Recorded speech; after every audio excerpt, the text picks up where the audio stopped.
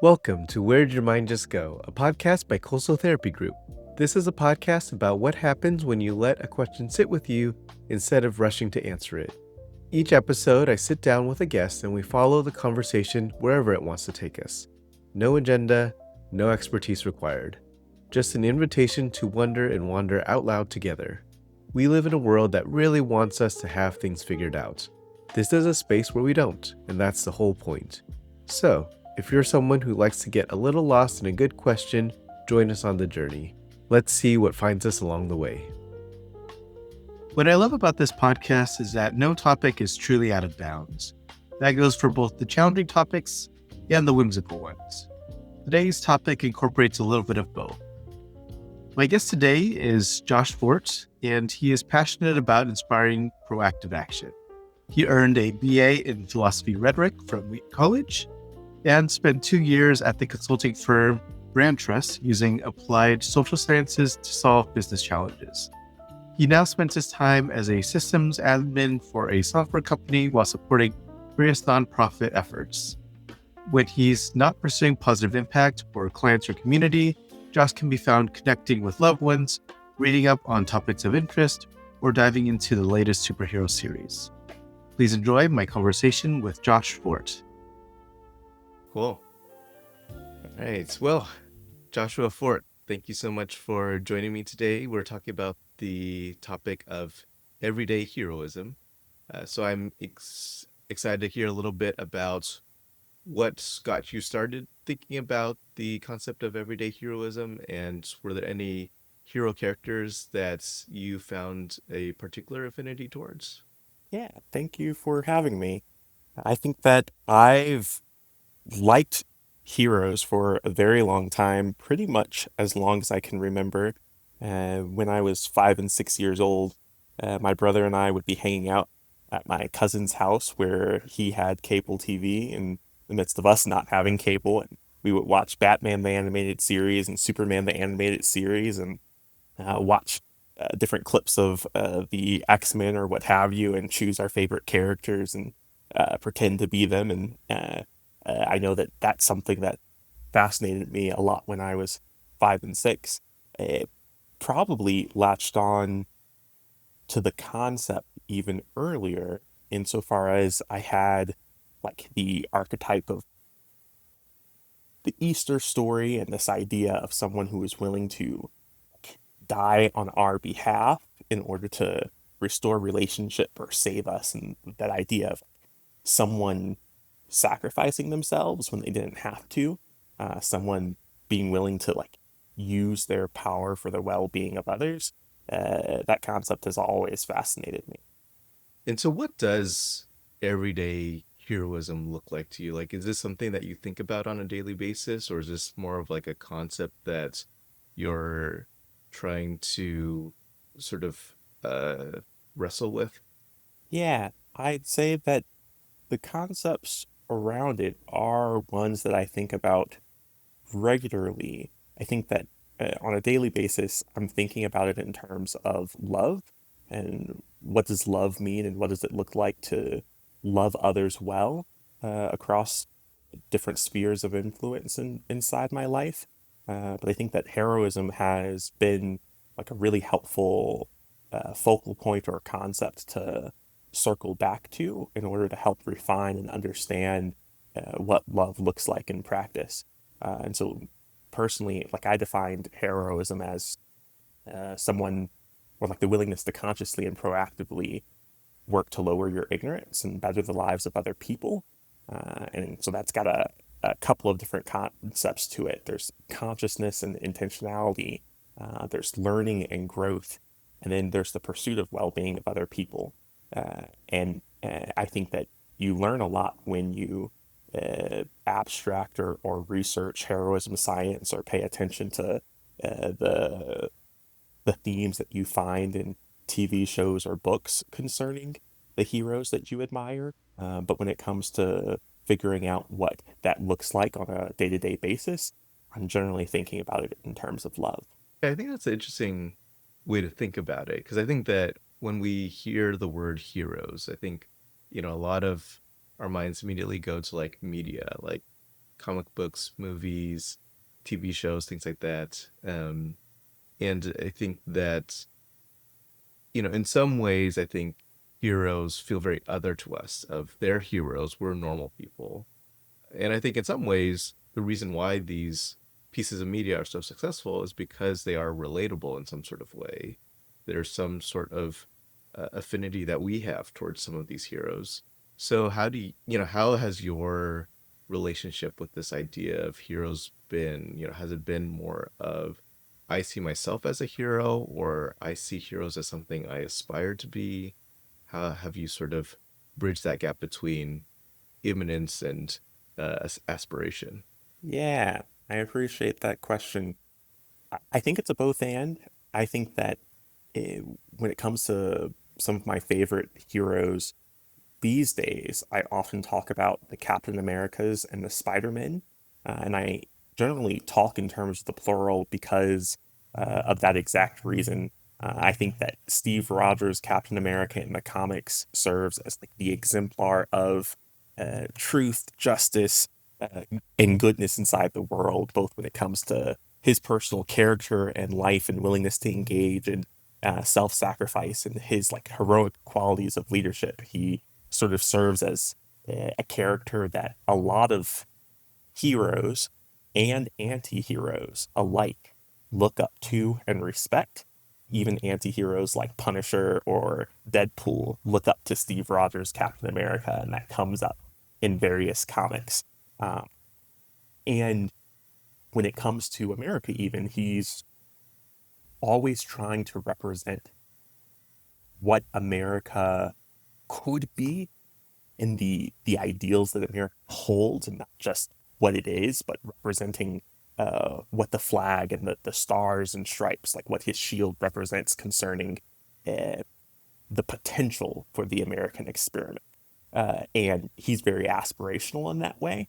And then on the other side of things, you have Sam Wilson's Captain America, which came out in a 2015, 2016 run of Captain America, right around the time that I was starting to buy comics more regularly for myself following graduation, and wrestling with it, stepping into the role of Captain America and what that meant in an American context as an African American, and what it meant within the Black American experience for him to be holding like that duality or that tension of there's this larger than life legacy that I'm stepping into, and that's a lot of pressure.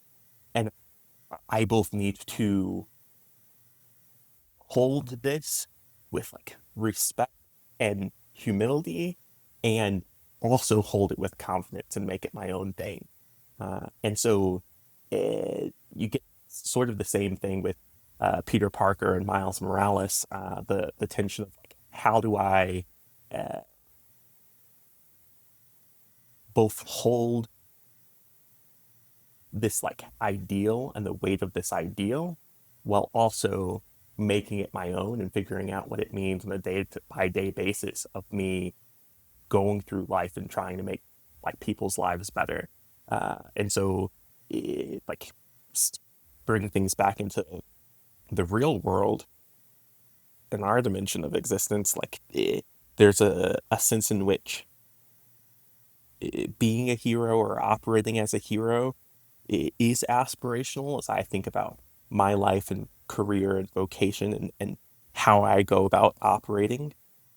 And then there's the boiling it down to like, well, what does it look like for me to uh, sacrifice sleep for the sake of friendship? And when is it appropriate for me to do so? And when do I rearrange things so that I can have both sleep and a healthy romantic relationship and healthy friendships, like all at once? The particulars get hashed out in practice. Yeah, and I think that you kind of answered the question that I was thinking about as you were talking, a little bit, in that is some of the qualities that you've associated with heroism, like love, lowering ignorance, learning, growth, pursuit of well-being feel very mundane, good but mundane. And to what degree, you know, is there a difference between heroism and just doing good? Like, do we have to slap a label on it? And I think you sort of spoke to it a little bit in terms of like the particularities of how each of those characters sort of make it their own or embody it. But sort of bringing it back to like the real world and us, how do what would you say is the relationship between labeling ourselves or other people as heroes versus the pursuit of doing good in and of itself? Like, should we be aspiring to call ourselves heroes, or is it just sort of the act of doing the thing? I don't think that it's about aspiring to the label. I think it's about aspiring to the underlying concepts. I think the core, like I spend some time reading up on heroism science, and it's an emerging field where different psychologists and philosophers and whatnot think about the human experience, not just when it comes to altruism and this idea of doing good and whether or not folks do good for no benefits to themselves or not. But this idea of heroism, which is a heightened version of that ideal of working to better the lives of other people without clear direct benefit for themselves. And there are a lot of different definitions concerning how to there are a lot of different ways to define a hero and a lot of different ways in which people try to define it. As I see it, the core distinction between someone doing good in general and being heroic in how they go about doing good boils down to risk and strength of character. Because when it comes to episodic heroism of someone drowning and a hero jumping in to swim and work to save them, or someone falling onto the train tracks and someone else diving into harm's way in order to rescue them, that's an episodic heroism. And we can celebrate that courage and that strength of resolve that was willing to risk bodily harm and injury for the sake of someone else's well-being. And we appropriately call that heroism. At the same Right. time, you've got James Baldwin and Malcolm X and Martin Luther King Jr. and Mahatma Gandhi and Mother Teresa, who were all flawed people in various ways, but who we still remember as heroes, not for any one specific thing that they did episodically, but for a continuous demonstration of character, commitment to ideal that both carried with it risk for themselves, but was revealed not because of a one-off, sudden or specific risk, but a continuous lifestyle of being willing to engage in risky behaviors for the sake of other people's well-being. And I think that the difference between looking to live a good life when it comes to like self and those within your personal sphere of influence versus or within your personal social sphere versus being willing to live a good life that includes a conception of working to care for the well-being of others as you have opportunity and as it's convenient versus this like third layer of not just seeking the good of other people as it's convenient, but thinking and wrestling with when is it inconvenient and how do I engage in work for the well-being of other people even when it's inconvenient to do so. How do I shape my character and develop my character so that it exists in a continuously heroic way, and so that, like, if there are episodic opportunities to risk self for the well-being of others, I not only care about the well-being of others, I know how to act in a way that actually promotes their well-being, and I am prepared emotionally to engage in a risky behavior for the betterment of my fellow human being. And I think that's the distinction between goodness and heroism, is the degree of intentionality in the shaping and development of character so as to be willing to engage in risk.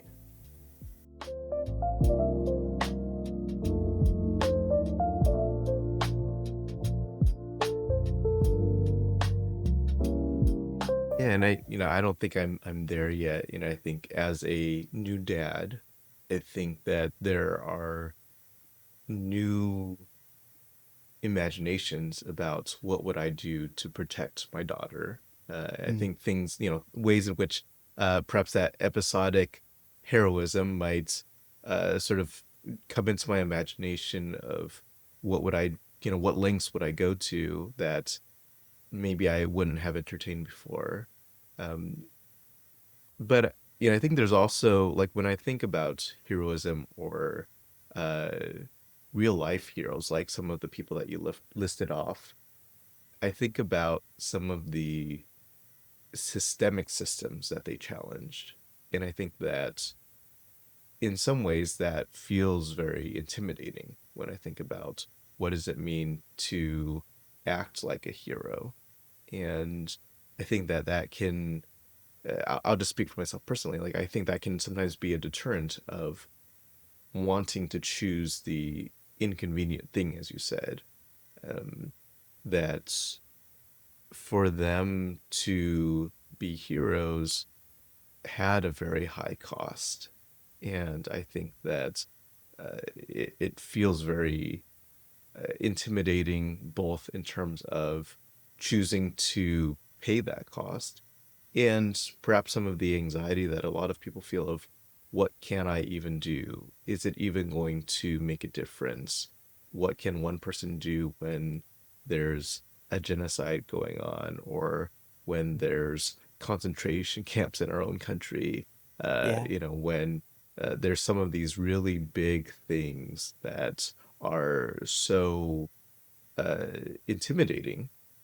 And I'm sure we would love for a hero to come save us, but for us to be heroes feels like such a leap from where we are in perhaps our comfortable little corners.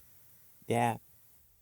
I think back to a couple of years ago when I was chatting with my now spouse about some of those feelings and that sense of being overwhelmed by systemic injustice and recognizing that there's so much that I wish that I had the ability to do to make the world a better place for other people, and that it could be overwhelming at times. And uh, eh, my spouse is a big superhero nerd as well, and that's one of our points of connection. And she said to me at the time this quote from the Man of Steel, which is not the best depiction of Superman. I much prefer the more recent edition when it comes to the character and kindness of Superman, and kindness being the thing that's punk rock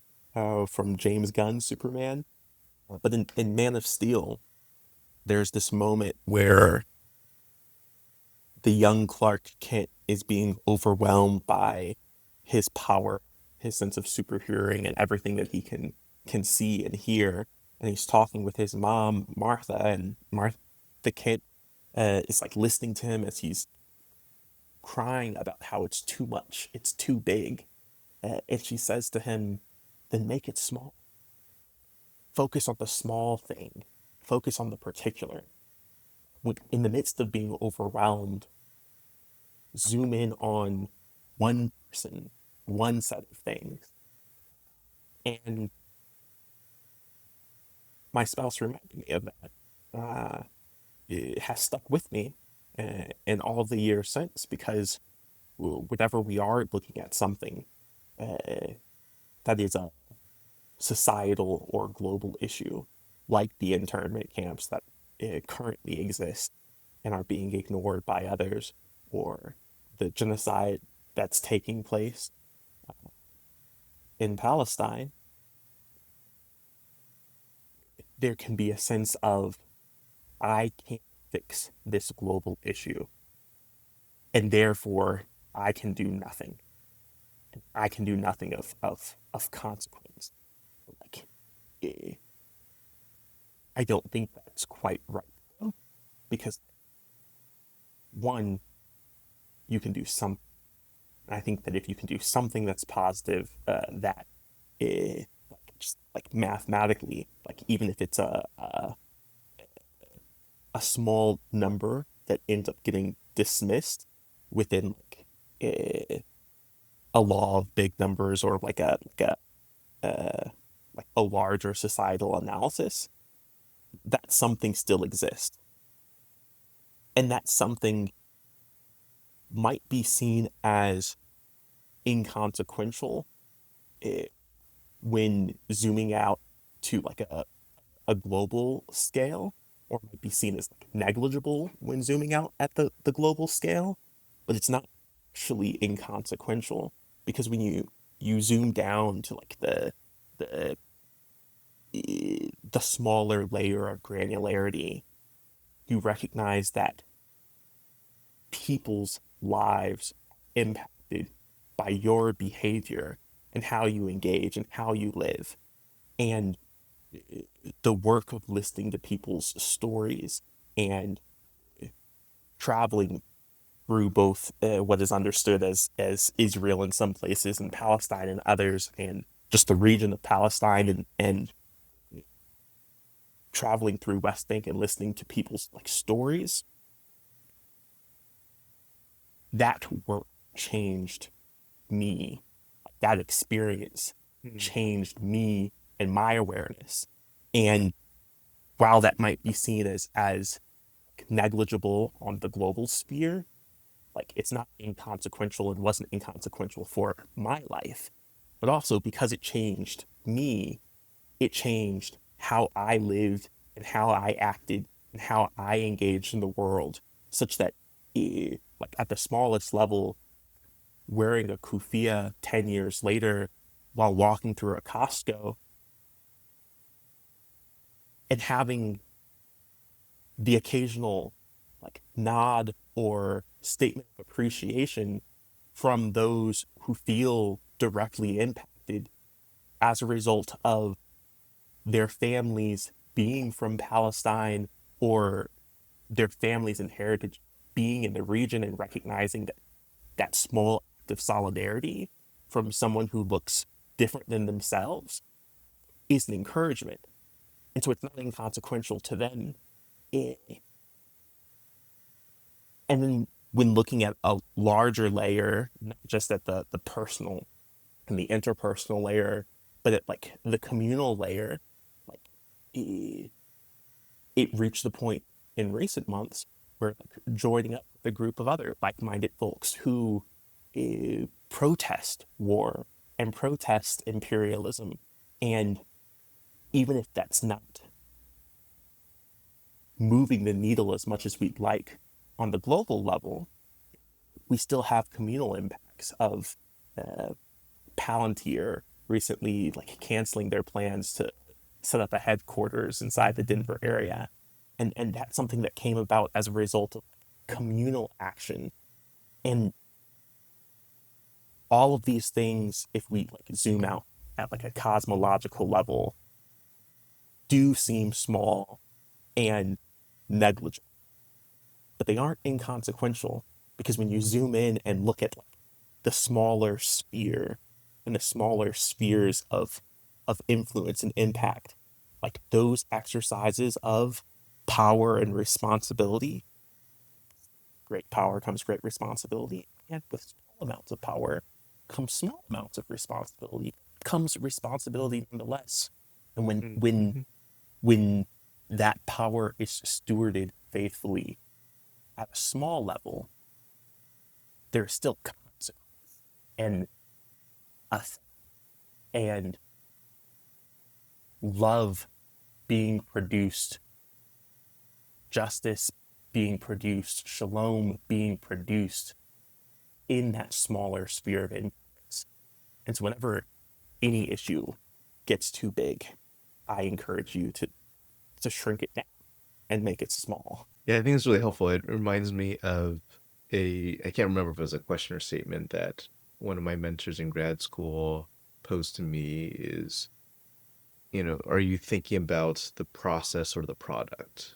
I think a lot of Mm, times we think about the product of, did we affect the change that we were going for? Did we save the people that we're trying to save? Did we end the war that we were trying to end? And I think what I'm hearing from you is a lot of the process happenings that come when we don't know what the final outcome is and might not ever know what the final outcome is. That final outcome is yet to be determined. But what is not, what might feel like you said, what might feel insignificant but isn't inconsequential is the process that is happening inside of us as we're sort of going through the exercise of embracing and stepping in and leaning in, as opposed to standing on the sidelines. to that, two things, if I can, just reinforcing the idea that something is still better than nothing, Mhm. and but then also to that point of a process and being willing to engage in the process, not because you know that things will turn out right, but Mhm. despite the fact that things might not turn out right, that you might not be successful. That's part of the essence of heroic character, like the essence of being willing to be stalwart in the face of like injustice and like overwhelming systems of oppression, because you're working to pursue that common good despite the odds, not because you're assured of them. Yeah, that feels like a very classic heroic type of quality to defy the odds or to act in spite of it. And that sort of gets the blood pumping on the big screen. It is, and it's teaching us a lesson about reality, because we as humans make sense of our lives through story and narrative. Hmm. And when we see the Totally. concentrated doses of stories told well, they inspire us and get the blood pumping such that there is uh, hope and excitement and passion that wells up within us, because there is something that is good and true and beautiful contained within the story, that is affecting change within ourselves. And if we let it, if we are conscious and intentional, it's something that doesn't just change us for a moment, but helps to change us for a lifetime, such that like it is not just our care for the well-being of others that's affected, but it's our action and it's our attention to the results of the said actions that's affected as well. Even though I'm a psychologist, I don't, have a clear answer to this. So I'm curious to sort of pick your brain a little bit.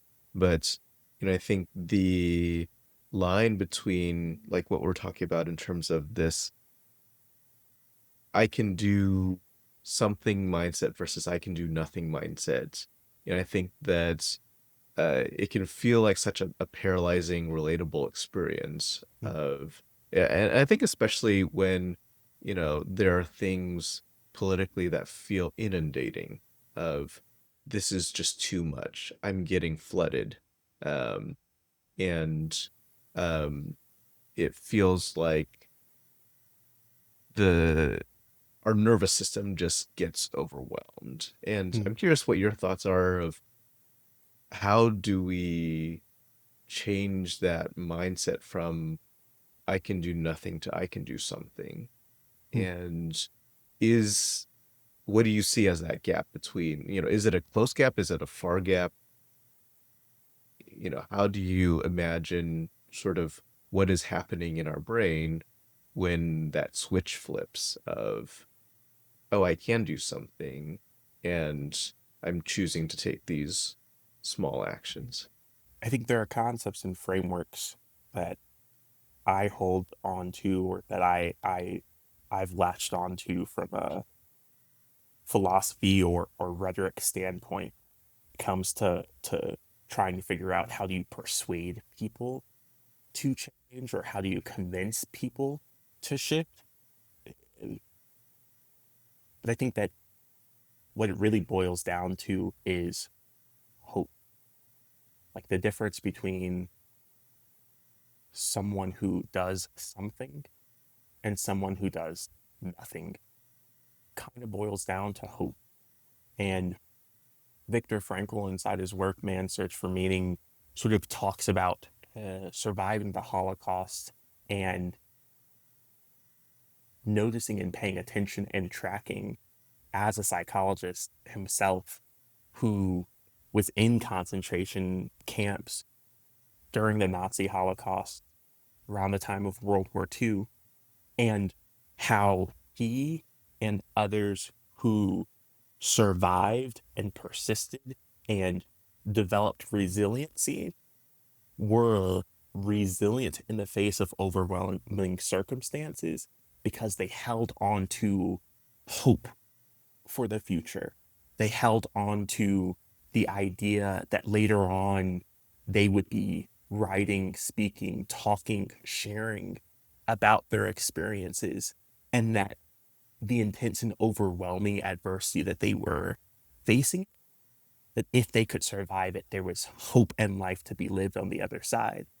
And so, taking that larger or more extreme concept with Viktor Frankl and bringing it back to us as everyday people, eh, it's a matter of trying to help the person who is discouraged or overwhelmed realize that there is hope for making things better. Better for a friend or acquaintance, better for a community, better for society, better for the world. And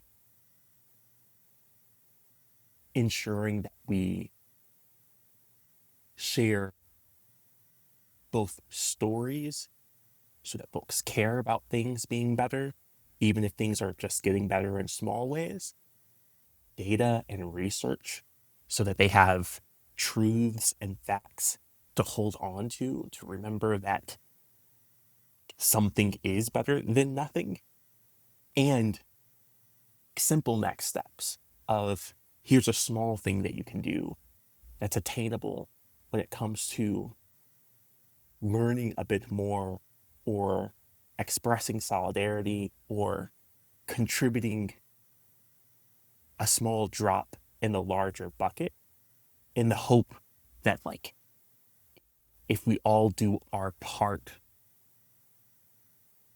will be enough this side of eternity to affect change, independent of whether or not we have the hope that if we fail, there is still the possibility for that work mattering on the other side of eternity. I want to go back to, some of the things that you brought up earlier and, talk a little bit about uh, real life heroes and like what you sort of pointed out, sort of the litany of people that we look up to that are flawed. And maybe in today's culture, we cancel. Like, say, for example, like one of the names that stood out to me was Mother Teresa. Somebody that I used to sort of hold in a very high regard and has sort of fallen out of my favor, for some of the ways in which she withheld uh, pain relief from her patients, Mm, and yet indulged into them herself when she was dying. mm, And I'm not sort of calling for, let's cancel all these people, but more to examine this idea of, what happens when we do cancel heroes, what heroes should be canceled, and what is the process perhaps of examining critically the stories. Like you said, stories are so powerful. Stories are the ways that we connect to these ideals and these qualities and this character development in ourselves. And yet, perhaps some of these stories in which we are told are from the lens of the victors and the colonizers and the people in power. And so, how have you wrestled with some of the complexities of stories of imperfect human beings? Where do we draw the line between idolization, inspiration, aspiration, and abhorrence? um, and some of these very maybe conflicting characters for us. Well, first, I want to note that there are a lot of different heroes that haven't been talked about or haven't been acknowledged who uh, uh, played parts in uh, like these stories, such that it's not singular figures like the Fannie Lou Hamers of the world, did the Ida B. Wells of the world, the Sojourner Truths of the world, did work that is substantive, uh, even when we don't recognize those contributions. And when it comes to all of those heroes or those exemplars, like, and the complexity of the fact that each of them had flaws, some very major and significant and notable flaws that are uh, beginning to be acknowledged or uh, more deeply like reckoned with, is to recognize that we are idolizing heroes for their heroic qualities. And when we are mature enough to recognize their flaws and like acknowledge those flaws, that celebrating their heroic qualities doesn't negate our ability or at times responsibility to name those imperfect and abhorrent like qualities. And that goes for Mother Teresa, who in many ways did live a life of self-sacrifice, seeking the well-being of other folks, and in other ways caused a lot of harm, both when it came to pain medications or access to reproductive medicine or so on and so forth with those that she engaged with. And it's a matter of celebrating the good and naming and abhorring the evil. Martin Luther King Jr. did a lot of work on the societal scale, uh, and arguably had some effect, along with Mahatma Gandhi, etc., on the global scale when it came to paying attention to uh, imperialism, apartheid, segregation, discrimination, and justice. And yet, when it came to the interpersonal scale, he cheated on his wife. And that caused harm in relationship within the context of his family. And one doesn't negate the other. Coming to hold things in tension dialectically, and there's a lot to be said about dialectic, uh,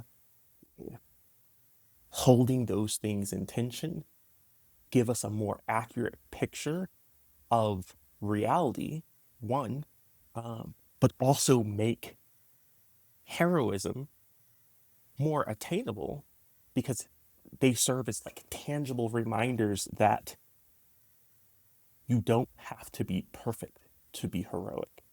You can be flawed and be heroic. What makes someone heroic is them being oriented toward the well-being of others and actively, consciously, and proactively working to learn and grow and improve in their ability to love and care for and better the lives of other people across each of the spheres. And that work starts internally and committing like oneself to this orientation and this direction of love, justice, and mutual flourishing. But it has to translate into the personal and learning to care for and love oneself well. It has to translate into the interpersonal and learning to love and care for and act toward the well-being of one's friends and family and immediate circle well. And it ought to translate into the communal and finding ways to give back to one's neighborhood in one's city. And it ought to translate to the societal and how we vote and how we talk and how we engage in political process or in conversation to larger societal wide issues concerning the sojourner and the immigrant and the deplorable things that are taking place with when it comes to quote unquote immigration enforcement and the making of persons to be illegal, whether it be by looking at a person and saying, you didn't come here by the rules, and therefore we are going to call you as a person like illegal, or hey, you followed all the right rules, but now we're going to revoke your rights and access to be here and make you quote unquote illegal, even though persons can't be illegal in their personhood, so as to provide some veneer of justification for disregarding you because you are different from us. Like our talking about those things and highlighting those things and using those things to inform how we vote and how we make decisions on the local and national like levels matters. And that orientation that again starts with the internal ought to progress there, ought to progress toward opposition to needless war, genocide, ought to progress toward this larger pursuit of cosmological well-being for everyone in the world. It starts with the intangible and the internal orientation of one's like heart and mind. And it ought to be translated into action across each of those other spheres of granularity. But to get back to your question, like, yes, heroes are complex. Heroes are human. And humans can be heroes. And same for monsters. Monsters are human. And humans can be monsters. Mm-hmm. And we have the capacity for like life and death, good and evil within ourselves as humans. And the question is whether or not we are going to choose life, choose good, and orient ourselves and develop ourselves in the direction of that ideal accordingly.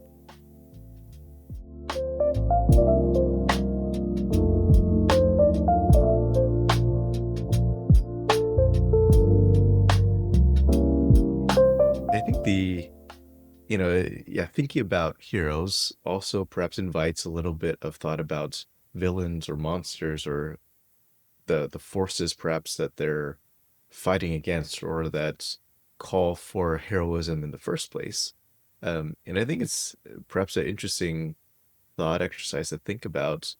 Perhaps some of the compelling villains in stories are the ones who don't see themselves as villains, but see themselves as heroes or see themselves acting heroically in one way or the other. Um, I think one of the more compelling examples of that, that just comes more immediately to mind, is Black Panther, Hmm. where the villain in there, really thinks that he's doing the necessary right thing. Hmm. That Black Panther is being weak and maybe even changes the policy of the nation in terms of coming out. Um, but I think there's other sort of examples that maybe can sort of challenge this idea of perception of, you know, I don't know, maybe our president thinks that he is acting heroically in some cases, starting wars. um, and I think a lot of us would see that as villainy or monsterhood. Um, how do you reckon with the difference in perceptions? Do you just kind of dismiss it of like that is too far gone, that it's not even worth entertaining it? Like we just kind of got to focus on our own heroism? Or do we need to challenge that perception of like you need to call a villain a villain? How do you Yeah, think about sort of those kinds of labels or conceptions? yeah. I don't think we can dismiss it, at least not on the philosophical level, when we're engaging with these questions. If we're trying to understand them truly and fully, we do have to engage with it. And while uh, the current president of the United States is not my president, he is the president of the United States, and like I recognize that. I recognize that he does want to view himself as a hero, that he is viewed as a hero by many. He has that avowed and ascribed identity to his base. Yeah. But what differentiates uh, self-proclaimed, self-perceived, or even communally perceived like heroism from true or genuine heroism is attention to like who's excluded, is attention to who is harmed, attention to who is outside of this group of perceived benefactors and who is being exploited for the sake of the presumed good or well-being of the community that feels rescued or seen or represented by the actions. Eh, And defining villainy matters for that reason. Like, villainy is the active exploitation of others for the sake of self interest. And villains oftentimes recruit minions uh, who believe that they are benefiting from the villain's actions, uh, even while recognizing to some degree that others are harmed by it. And what makes minions and not villains in and of themselves is that they don't realize that they are part of that process of exploitation. They don't realize that they are expendable, and they Mhm. don't realize that as they are supporting and promoting the harm of other people, they are being harmed themselves. Mhm. And so the way to distinguish genuine heroism from genuine villainy is to pay attention to who's included and excluded from the narrative of heroism that's being described. And to the extent that there are other persons being excluded and disregarded and exploited within the larger narrative of quote unquote heroism, that's to the extent that it's actually villainy. but it's villainy when looked at and examined within the larger scheme of things. Yeah. Have you seen the show The Good Place? I have. Okay, yeah. I think a lot of the complexities of our conversation today, make me think of the point of the show. And it's been a while, so I might, not get all the details correct, but makes me think of the part when the main characters are looking for the most ethical, most moral person in the world, and it Hmm. turns out to be some hermit that the only reason why he got that moniker is because he didn't do anything. Um, and the sort of point that they're sort of trying to make is that the world has become so complex, it's so easy to do harm because of the supply chain or because of, sort of the globalization of how things affect each other. And I think they're sort of giving a nod to just how difficult and complex it is to be ethical at multiple different layers when we're trying to make good choices and maybe not in total control of all the sourcing of everything. Um, how have you thought through some of the complexities of some of maybe the bigger specters behind the scenes that can make it feel, whether true or flawed, can make it feel impossible to make good ethical decisions. Say, for example, things like uh, AI, Hmm. things that I think a lot of people have reservations about, that could be used in perhaps positive ways if handled correctly, but when in the hands of corporations who don't have care for other human beings, can do a lot of harm, Yeah. environmentally and anthropologically. Um, so yeah, like how are you thinking through some of the complexities that make ethical choices feel very difficult, and maybe are making these decisions very difficult? Yeah. I think that's where we get back to the conversations that we had earlier about journey, uh, about process, about Hmm. orientation. The hero's journey is one of transformation, and our favorite heroes aren't heroes who go on a single journey and then retire to uh, sort of their lives as hermits, throwing away their works of past heroism and choosing to live a life where they are producing neither uh, harm nor good for the galaxy. Our favorite heroes, or the truest representation of those heroes, are those who uh, embark on the journey again and again to be transformed in new ways, to grow in new ways, to develop in new ways so as to produce good for the world around them. And we see that in the anime Frieren, where the entirety of the story is predicated on an elf who participated in like the saving of the world 50 some odd years ago and didn't pay attention to the little moments of heroism and personability and relationship and growth at that sphere of things along the way, and goes back through retracing her steps eh, with greater attention this time, not just to the societal or global like scale of things, but to the interpersonal and local or communal scale of things, like as she's going about that work. Yeah.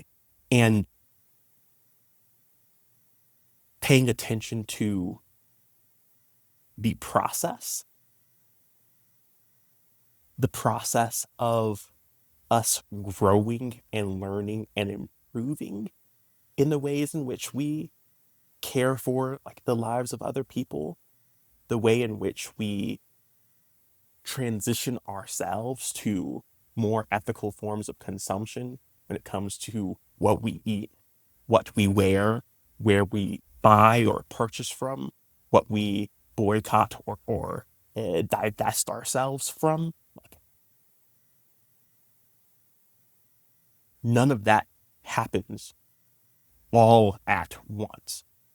It happens over time in relationship through this process of discovery and growth that, like, is a journey.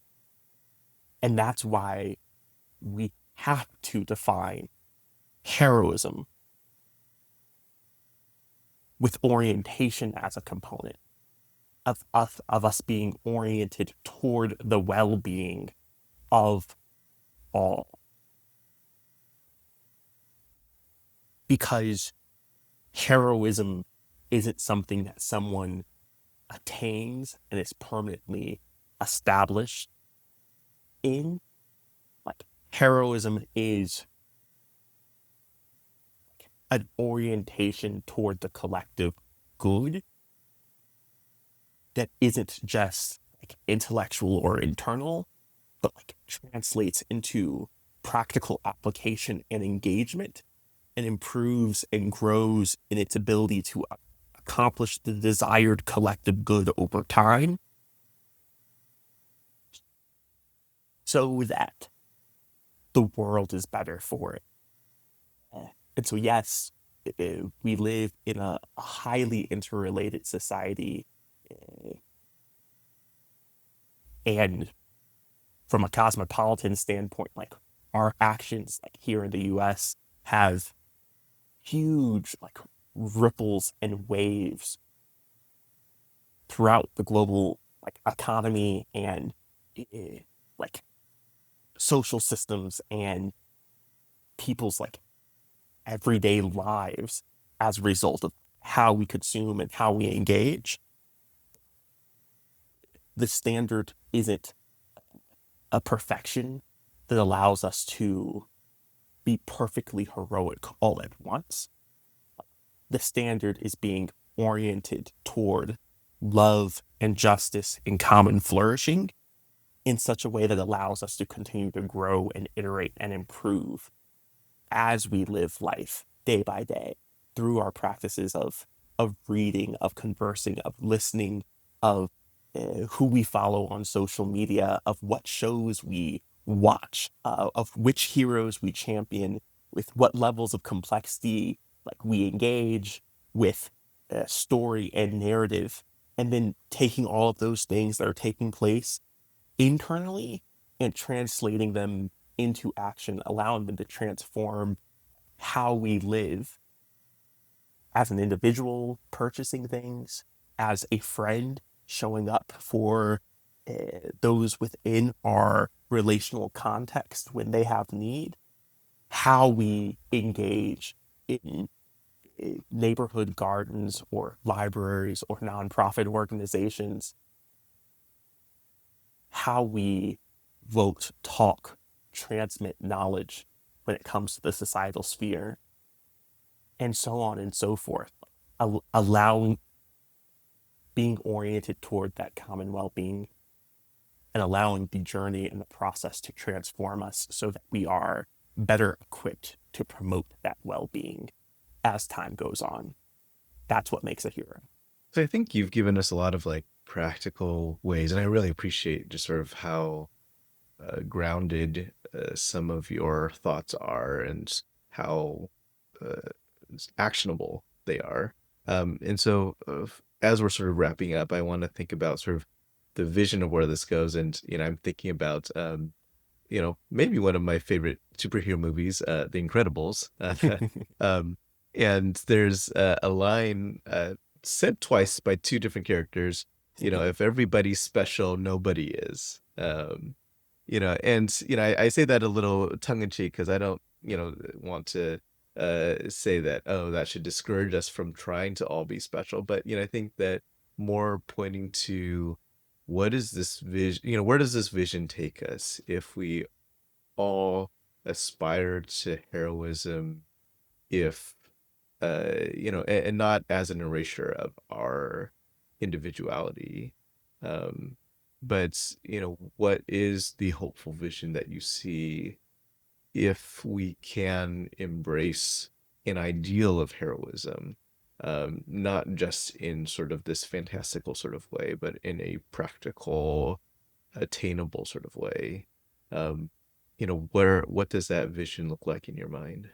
If I'm boiling it down, it comes to you, Dr. Gabriel Lowe, me, Joshua Fort, and you, the listener, tuning in for this podcast, deciding to orient ourselves toward the collective well-being, toward this process of greater degrees of conscientiousness and growth in the pursuit of the well-being of ourselves and others, with fewer and fewer persons excluded in that vision along the way,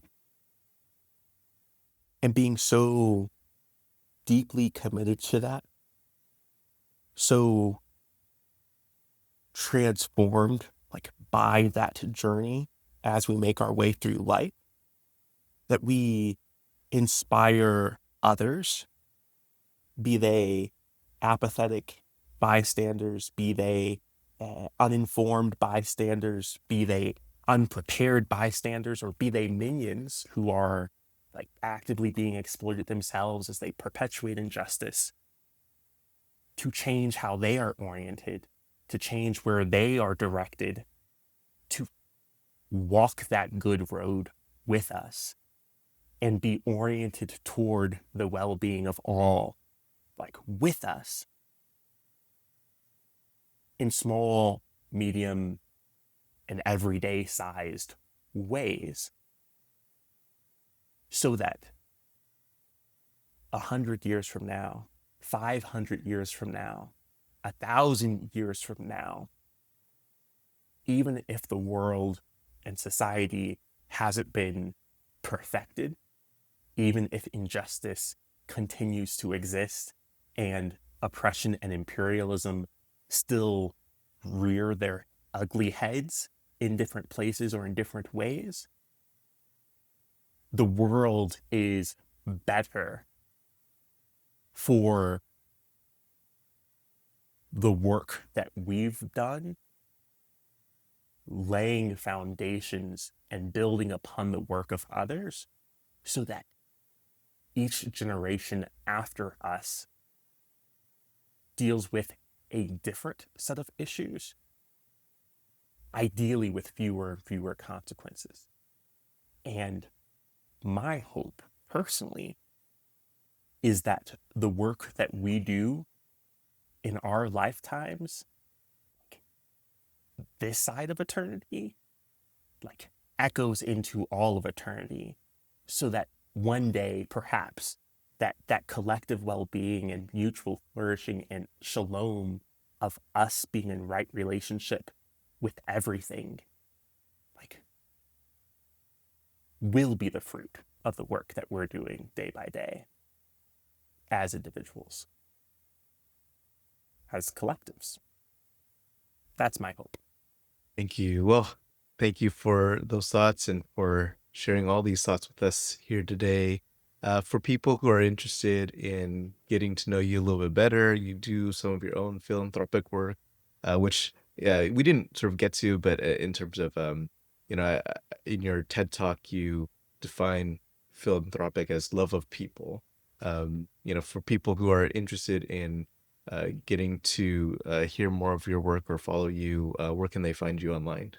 Yeah, I'd say the best way for someone who hasn't met me or gotten to know me yet is to reach out via email. They can email Josh at philanthropy.studio, and I will keep an eye on that inbox and work to get in touch, because I'd love to get to know them better to the extent that I have ability or capacity, be it via a one-off email correspondence here or there, or a sharing of books and resources, or choosing to work on a project or an endeavor or an idea that they have to try to better the lives of other people. Reaching out via email would be the place to start. And thank you so much for joining us today. Absolutely. Thank you for having me. Thank you for joining your thoughts with ours. For more curious minds, new episodes drop every first and third Wednesday. Where Did Your Mind Just Go is a production of Coastal Therapy Group, and this episode was edited by Serena Rio. Until next time, I'm Dr. Gabe Lowe. Keep wandering.